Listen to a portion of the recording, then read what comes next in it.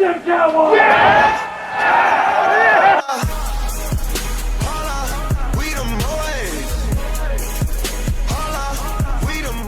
Hey guys, what's going on? It's Space Cowboy. Welcome back to the channel, and today I just wanted to further elaborate on what's going on with the whole apparent, I put air quotes on that, Zeke Elliott possibly holding out. Now, again, this is pure speculation, okay?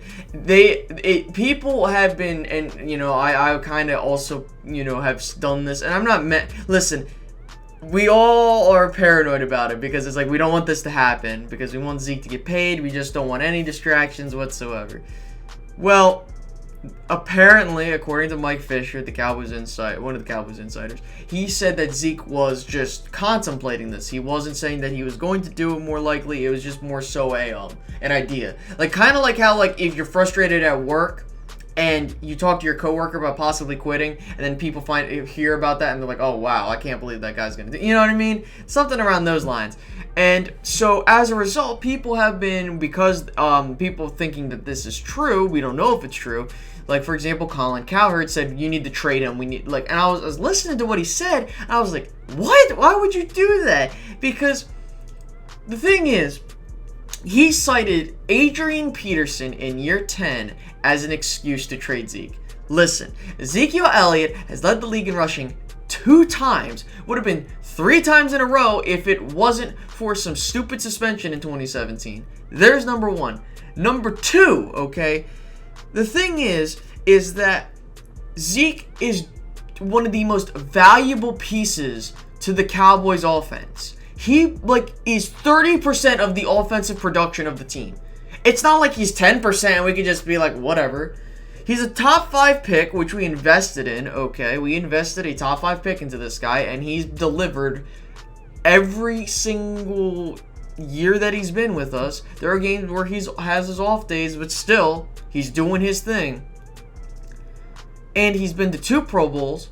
He's had 2 All-Pro appearances, and he's done relatively decent in the playoffs to an extent, depending on the game. I mean, he's had 2 good games, and then we had 1 great game, a good game, and, you know, we had the old Rams game. But that's besides the point. I shouldn't have to be explaining this. Listen, Ezekiel Elliott, he is one of, if not, in my opinion, the best running back in football, okay?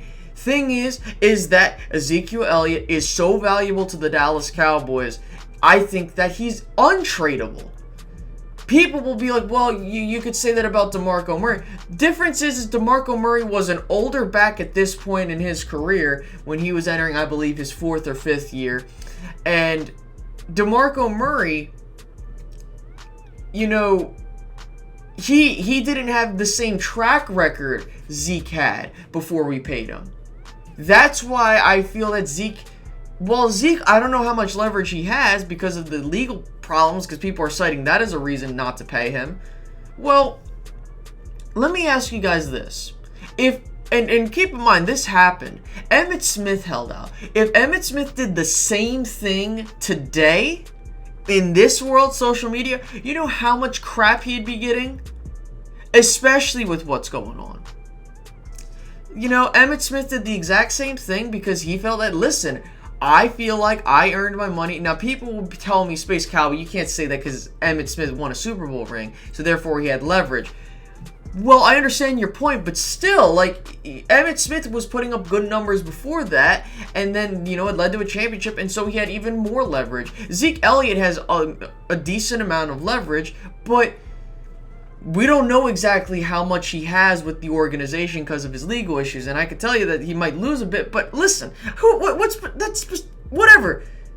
Pay the man what he's due. Seriously, it's just every time, and I see this is a track record I see from, you know, a bunch of people on Cowboys Twitter, Facebook, whatever. Whenever we get to a point where we gotta pay someone that's actually worth their value, or because like here comes the bill, everyone wants to throw them off to the wayside. This isn't Madden. You think we could get now here's the thing. There's only one logical way you could trade Zeke. That is if you are 100% guaranteed you're gonna get the same offensive production without him.